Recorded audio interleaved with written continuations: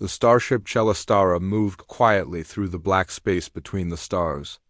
Inside the ship, the grand hall was full of bright lights and voices. Today was a special day. The alien Queen Lyra was hosting a big event. She wanted peace and friendship between her people and humans, and also with other alien races who had come from faraway worlds. The hall was filled with beautiful decorations and food from many planets.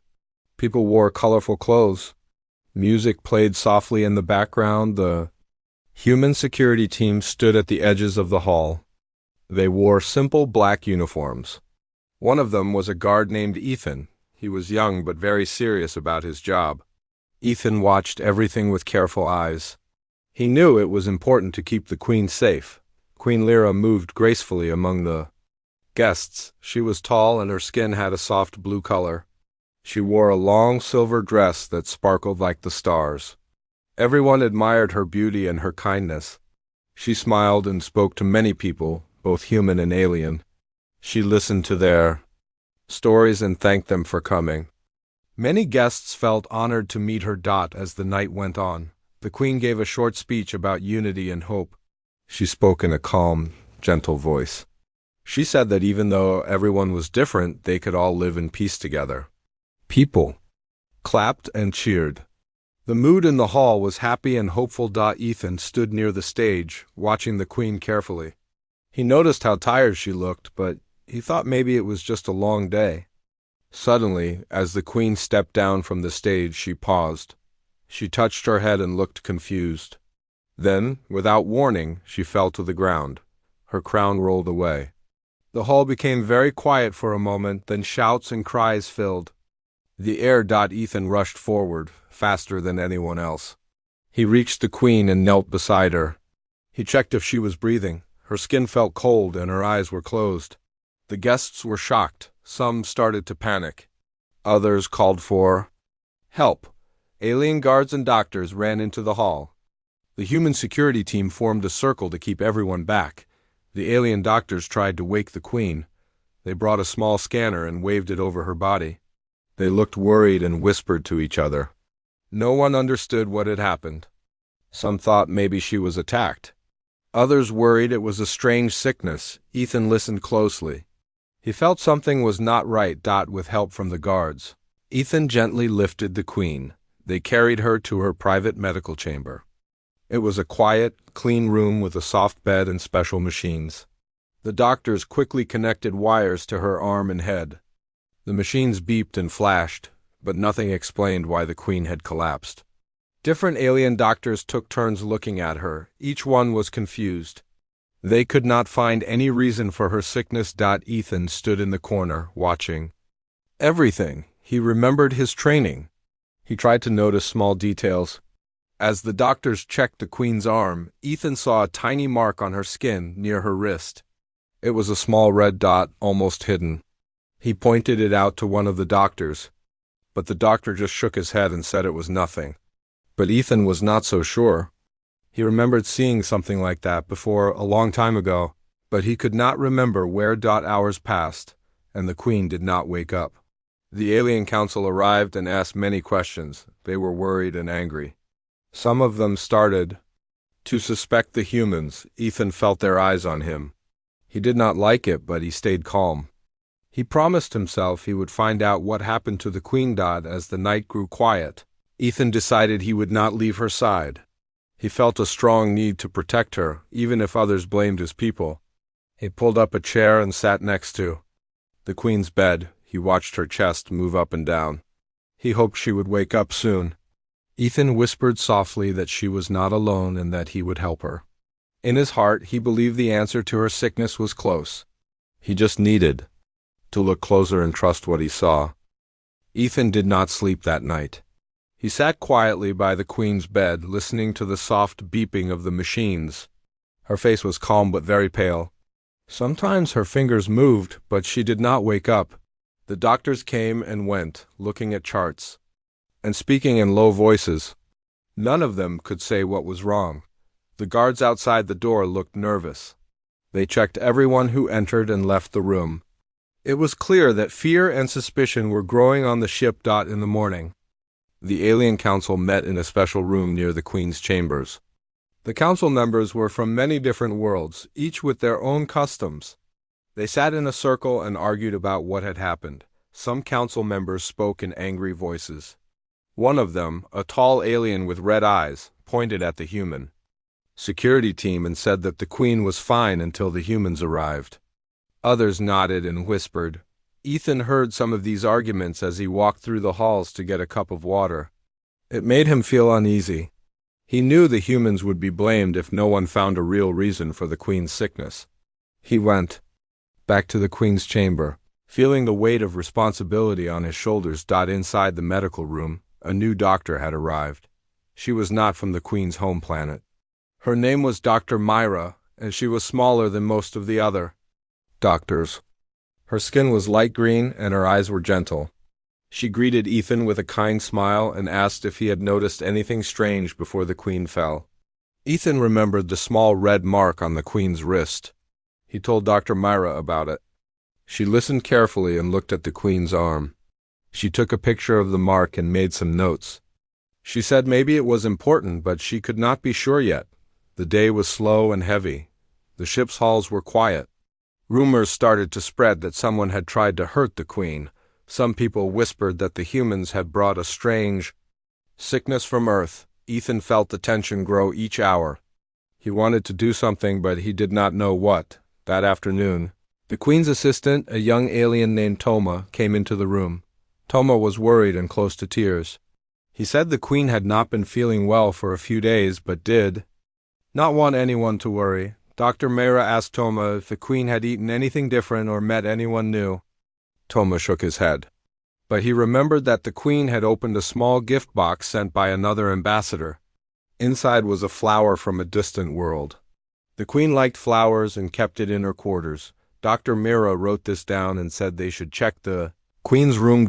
Ethan felt a small hope. He asked Dr. Myra if he could help search for clues. She agreed, saying 2 pairs of eyes were better than 1. Together they went to the Queen's private quarters. The room was simple but elegant. Many books and small gifts from different worlds were arranged on shelves.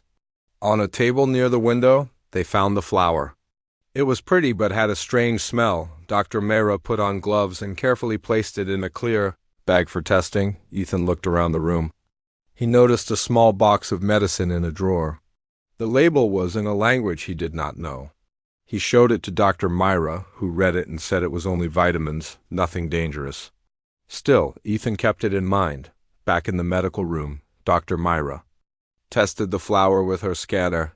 She found nothing harmful at first, but she said some poisons are hard to find. She told Ethan about poisons from her own world that could hide inside sweet smells or soft petals. Ethan remembered a story from his grandmother about a rare plant on Earth that could make people very sick but looked harmless. He shared this story with Dr. Myra. She thought it was interesting and said she would check the Queen's blood for signs of a rare toxin. Later, a group of council members came to ask questions. They wanted to know what the humans had done since coming on the ship. They wanted proof the humans were not to blame. Ethan stood tall and spoke clearly.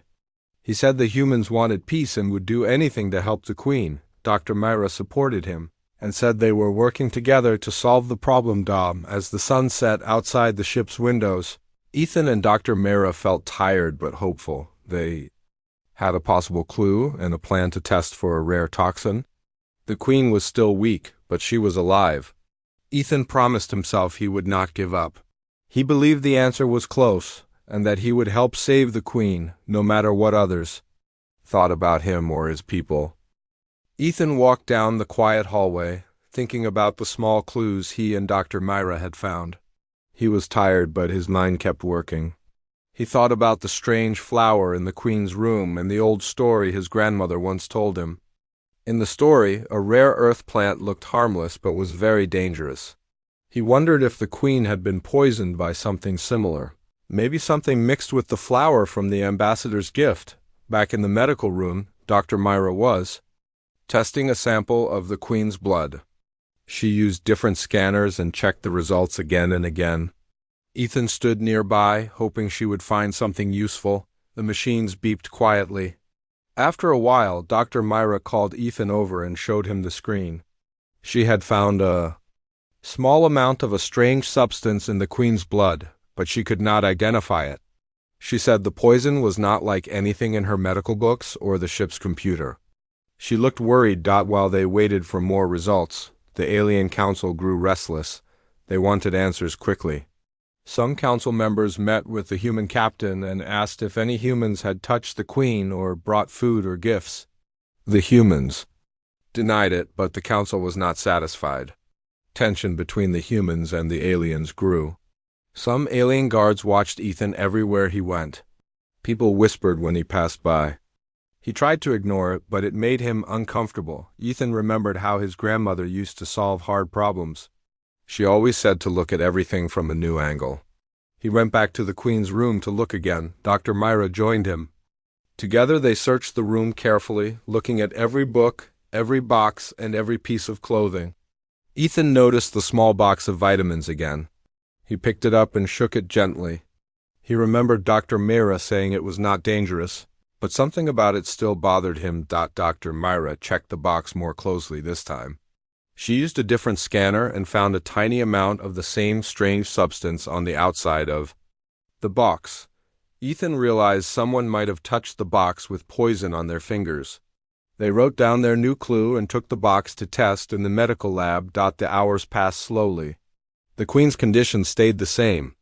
Sometimes her fingers twitched, but she did not open her eyes.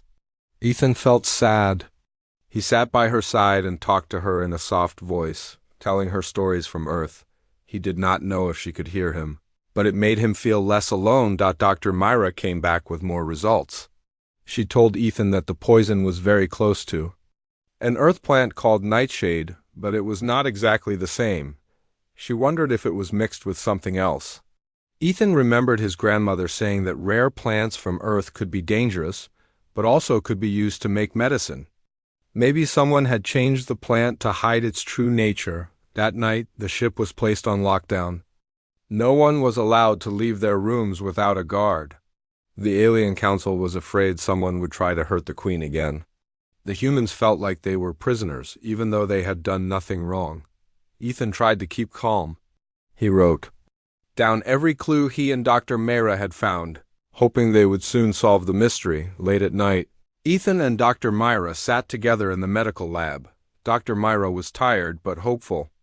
She said they were close to finding the answer, but they needed to know more about the plant that had poisoned the Queen.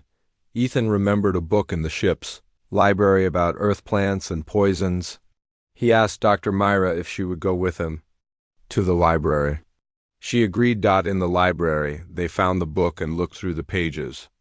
They found a picture of a flower that looked almost the same as the one from the Queen's room. The book said the flower had a toxin that only worked if it was mixed with a certain mineral found on another planet. Dr. Myra checked the Queen's test results again and found a small amount of that mineral in her blood. Ethan and Dr. Myra now understood that the Queen had been poisoned by a rare mix of an earth plant and an alien mineral. Someone had planned this very carefully. They knew it would be hard to detect. Ethan felt both worried and excited. They were getting closer to the truth, but they also knew time was running out for the Queen. Ethan promised he would not stop until she was safe. Ethan left the library with Dr. Myra. The halls of the Celestara were almost empty. Guards stood at every corner. No one trusted each other now, and fear was everywhere. Ethan felt the pressure. He knew the Queen was still in danger, and if they did not act soon, things could get much worse. Dr. Myra carried the book about rare plants, holding it tightly as if it was the key to everything. They hurried to the Queen's room. There, Ethan looked again at the flower that had been brought as a gift. He remembered something he read in the book. Sometimes the flower's poison could be made weaker or stronger, depending on what it touched. Dr. Myra looked at the petals and checked them, again with her scanner. The scanner beeped softly. Dr. Myra nodded. She was sure now. The poison was there, but only in a very small amount. Ethan and Dr. Myra realized that someone must have planned it very carefully. The person who brought the flower knew it would not kill the Queen right away. It was meant to make her sick, to keep her weak for a long time. They wondered who could do such a thing. Only a few people were close enough to the queen to place the flower in her room. Ethan thought about the other gifts the queen had received. Most were simple books, clothes, or art. Only the flower seemed out of place. While Ethan and Dr. Myra talked, a message came from the ship's captain. The alien council wanted to see them. They walked together to the council room, where leaders from many worlds waited. The council asked for a report. Dr. Myra explained about the rare poison and the alien mineral. Ethan told them that only someone with special knowledge could plan something like this. The council members listened, but some looked angry. One member, a tall woman with sharp eyes, accused the humans again. She said maybe the humans had brought the poison on purpose. Ethan stood up straight. He spoke in a calm voice. He said the humans had nothing to hide, and he wanted to search everywhere, even the human cargo. He asked for permission to check the storage rooms, where new gifts and supplies from Earth were kept.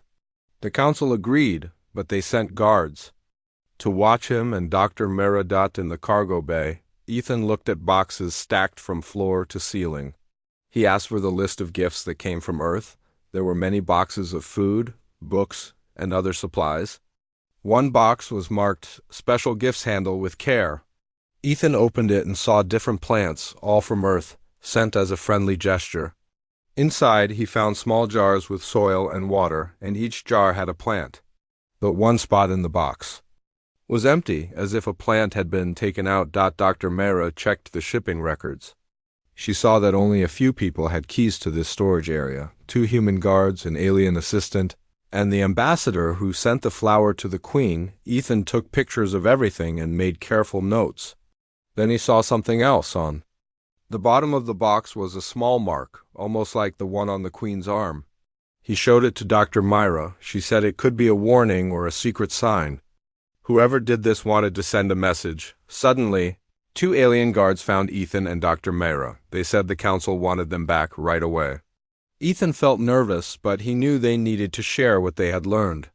As they walked, Ethan whispered to Dr. Myra that someone was trying to hide the truth. They agreed to keep looking for proof. When they returned, the council room was busy. More leaders had arrived. The queen's assistant, Toma, looked scared. He told them the queen was getting worse. Dr. Myra asked if she could see the queen again and give her a special medicine. The council said yes, but they watched her closely. In the medical room, Dr. Myra mixed a small amount of antidote, using what she had learned from Ethan's story about his grandmother's plants. She hoped it would help the queen. Ethan held the queen's hand as Dr. Myra gave her the medicine. For a long time, nothing happened. Then the queen's breathing became a little stronger. Dr. Myra smiled. The antidote was working, but it would take time. Ethan knew the real danger was not over. Someone had tried to hurt the queen. He promised himself he would not rest until he found out who did it. Dr. Myra stood beside him, ready to help. The queen's life was still in their hands, but now there was hope. The search for the truth was just beginning, and Ethan was ready for whatever came next. Ethan stayed beside the queen, watching her carefully. Dr. Myra checked the machines and made notes every few minutes. The queen's breathing was steady now, but she was still weak. Ethan remembered the flower and the empty spot in the box from the cargo bay. He could not stop thinking about it. Someone had planned this very carefully. Whoever it was knew the queen and the ship very well. Toma, the queen's assistant, brought a cup of water and sat with them. He said he was scared and did not know who to trust anymore.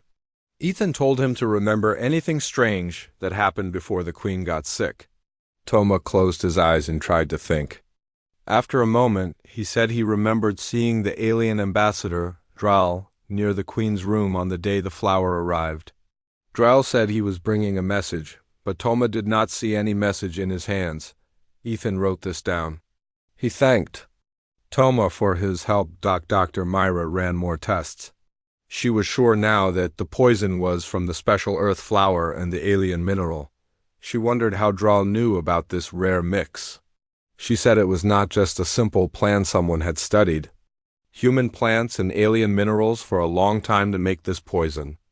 Ethan thought about Dral and his visits to the Queen. He asked Toma if Dral was jealous of anyone. Toma nodded. He said Dral did not like how close the Queen was becoming with humans. He was always watching the humans during meetings. Ethan and Dr. Mare decided to find Dral and ask him questions. They went to his quarters with 2 guards. Dral looked surprised to see them. He said he was busy and could not talk. Dr. Myra said it was about the Queen's health, and Dral let them in. The room was neat, with many papers and books. Ethan noticed a small box on the desk. It was just like the one in the cargo bay, only this one had a strange symbol on it. Dral looked nervous. He tried to hide the box, but Ethan saw him. Ethan asked about the flower and the empty spot in the cargo bay. Dral said he did not know anything about it. Dr. Myra showed him the scan results from the Queen's blood. She said only someone with special knowledge could make this poison. Dral's hands shook. He said he would never hurt the Queen, but Ethan noticed Dral's eyes looking everywhere except at him. Suddenly, Dral tried to run. The guards caught him at the door. Dral shouted that he was being framed. Ethan told the guards to take Dral to the council for questions. Dral kept saying he was innocent, but the more he spoke, the more nervous he looked. Dr. Myra searched Dral's desk and found papers about earth plants and alien minerals. She found a letter written to someone else, talking about the Queen's friendship with humans and how it was making other ambassadors jealous. Dr. Myra showed the letter to Ethan. Back at the council room, Dral stood in front of all the leaders. The council asked many questions. Dr. Myra explained what they found. She said Dral had both the knowledge and the chance to poison the Queen. Dral finally broke down. He said he never meant to kill her, only to make her sick enough so she would stop trusting the humans. He said he wanted things to go back to how they were before. The council was shocked. Some looked angry, others looked sad. Ethan felt sorry. For the Queen, he went back to the medical room and sat beside her. He told her what happened. Dr. Myra checked the Queen's breathing. She was stronger now. Her fingers moved and her eyes fluttered. Ethan smiled and squeezed her hand gently. The Queen opened her eyes a little and looked at Ethan. She whispered his name. Ethan felt a wave of relief. He told her she was safe and that Dr. Myra was helping her get better. The council made their decision. Dral would be sent to another planet for justice. They thanked Ethan and Dr. Myra for their hard work. The other ambassadors promised to work harder, trust each other. Peace would return, but it would take time. As the night became quiet, Ethan and Dr. Myra talked about everything that happened. Ethan said he had learned a lot about trust and friendship. Dr. Myra said she was glad they worked together. They both looked at the Queen and knew they had done something important. Ethan felt proud, but also tired. He knew the Queen would get better, and that was all that mattered now. The next morning on the Celestara was quiet, but there was a feeling of hope in the air. The news about Dral spread quickly through the ship. Most people felt relief, but some were still tense. The Queen was resting in her medical room. Her breathing was strong now. The color was coming back to her face. She opened her eyes more often, and her voice was no longer weak. Ethan and Dr. Mara took turns watching her, making sure she was never alone. Toma visited often. He brought fresh water and news from the council. He said the council members were talking about how to make peace stronger between the humans and the Queen's people. Some leaders who had blamed the humans now felt embarrassed and wanted to say sorry. They wanted to find a way to work together better, so nothing like this would happen again. Ethan was happy to see the Queen getting better. He sat by her bed and told her about Earth. He talked about the flowers his grandmother grew, the simple meals his family shared, and the stories he loved as a child. The Queen listened quietly. She liked hearing about his life. She asked him about his grandmother and why he was so sure he could help her. Ethan said his grandmother always told him to help people when they needed it, and that every act of kindness mattered. The Queen smiled and said she understood. She said she was grateful he had stayed by her side. One afternoon, the council sent a message. They wanted to thank Ethan and Dr. Myra in person. The Queen said she wanted to go too. She stood up slowly with help from Ethan and Dr. Myra. She wore a simple dress and a gentle crown. Her steps were slow but steady. When she walked into the council room, everyone stood up in respect. The council leader, a wise old alien with silver hair, spoke first. He thanked Ethan and Dr. Mara for saving the Queen. He said their teamwork was an example for everyone on the ship. He also thanked Toma for his honesty and for helping in the search for the truth. Then the leader turned to the Queen and asked if she wanted to say anything. The Queen spoke in a clear voice. She said she forgave those who had blamed the humans. She said it was easy to be afraid and to point fingers, but it was better to look for answers together. She thanked Ethan for using his Earth knowledge and Dr. Mara for her science and care. The Queen told the council that trust was the most important thing on the ship. She said that if they wanted peace, they must learn to trust each other, even when it was difficult. Ethan felt proud but shy. He looked at Dr. Myra, who smiled at him. The other council members clapped their hands or made their own planet's gesture for respect. Some council members came up to Ethan and said sorry for not believing him. They promised to be better friends.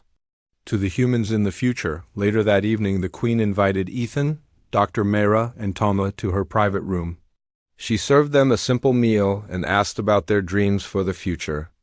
Ethan said he wanted to see more worlds and learn more about alien plants and medicines. Dr. Myra said she hoped for a day when humans and aliens could study together and share all their knowledge. The Queen said her dream was for her people to trust others and find friends everywhere in the galaxy. As the night grew dark, Ethan looked out the window at the stars. He felt tired but peaceful. He knew he had done something important. He had helped save a life, but he had also helped build a bridge between two worlds. The Queen thanked him again and said she would always remember his kindness. Dr. Myra and Ethan walked back to their rooms. They talked about everything that had happened. Dr. Myra said she was proud of Ethan and glad they had worked as a team. Ethan thanked her for believing in him, even when no one else did. They both agreed that the hardest part was not finding the poison, but earning the trust of everyone on the ship. The next day, the council prepared for a special event. There would be a new agreement between the humans and the Queen's people. Ethan was invited as a guest of honor. He felt nervous, but he was happy. He knew things would be different now. The Queen was safe and the ship was peaceful once more. The day of the treaty signing was bright and full of hope. The grand hall of the Celestara looked different now. Banners of both the Queen's people and the humans hung side by side. The music was calm and the air felt warm. People walked through the hall with smiles on their faces. The memory of fear and doubt was still there, but now it was joined by a feeling of trust. Ethan stood near the stage, his black uniform clean and neat. He felt a little nervous, but mostly he was proud. Dr. Myra stood beside him. She wore her favorite white coat and held a small book of notes. Toma was there too, helping the Queen with her speech. They all watched as the Queen entered the hall, her silver dress shining softly. She walked with strength now, her steps full of confidence. The guests stood and clapped as she made her way to the front. The council members from many worlds were seated in a wide circle. The human captain sat close to the Queen. For the first time since the Queen's collapse, everyone in the room seemed to be at peace. The Queen began the ceremony with a short speech. She thanked everyone for coming and spoke about the hard days they had just faced.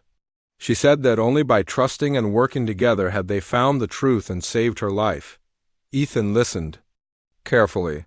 He thought about how different things had been just a week before. Back then, everyone was afraid and quick to blame. Now, after all the trouble and fear, people from many worlds were ready to sign a new agreement. The Queen picked up a silver pen and signed her name on the treaty. The human captain did the same. Then, one by one, the other council members signed too. Each signature was a promise to work together and support peace on the Celestara and beyond. When the last signature was finished, the room was filled with cheers. Some people hugged each other. Others shook hands or made friendly gestures from their home planets. It felt like a new beginning for everyone. The Queen walked over to Ethan and Dr. Myra. She thanked them in front of the whole room. She said they had not only saved her life but had helped bring all the people closer together. Ethan felt his face grow warm with pride. After the ceremony, the Queen invited Ethan to join her on a quiet walk around the ship. They walked slowly, looking at the stars through the wide windows. The Queen asked Ethan about Earth and what he missed most. Ethan talked about the simple things, like the smell of fresh grass after rain and the sound of children playing in the park. The Queen listened with interest. She shared stories about her own childhood, about exploring hidden gardens on her home planet and learning from her wise old teachers. They stopped near a window that showed the endless black of space, dotted with stars. The Queen said that, in the vast universe, it was easy to feel alone or small. But she had learned that real strength came from reaching out to others, even if they were different. She thanked Ethan for showing her that humans could be brave and kind, even in hard times. As they talked, Dr. Myra joined them. She smiled at Ethan and the Queen. She said the ship's medical team wanted to learn more about Earth plants and their uses, both for medicine and for beauty. Ethan agreed to help, sharing everything his grandmother taught him. The Queen said she wanted a special garden on the Shelastara, full of plants from many worlds. She hoped the garden would remind everyone that peace could grow if people cared. For it, the days that followed were busy but happy. Drell was sent away to face justice, and the council began new lessons on trust and friendship. Ethan was given a medal for his bravery, and a new job helping with the ship's gardens. Dr. Mera became the official link between human and alien doctors. Toma was chosen as the Queen's new chief assistant, always ready to help and to listen. Ethan spent more time with the Queen, sometimes talking, sometimes just sitting quietly. He felt a deep respect for her. He was glad she was safe and that he had played a part in bringing peace. One evening, the Queen and Ethan sat together in the new garden, watching a small earth flower bloom under the alien sun lamps. The Queen said she would always remember Ethan's courage and kindness. The story of what happened on the Shelastara was told on many worlds. People talked about the time when one human guard and the kind alien doctor saved a queen, not with weapons, but with knowledge, trust, and hope. And from that day, the Shelastara traveled among the stars, carrying not just leaders and scientists, but a promise that peace and friendship could grow even in the darkest places.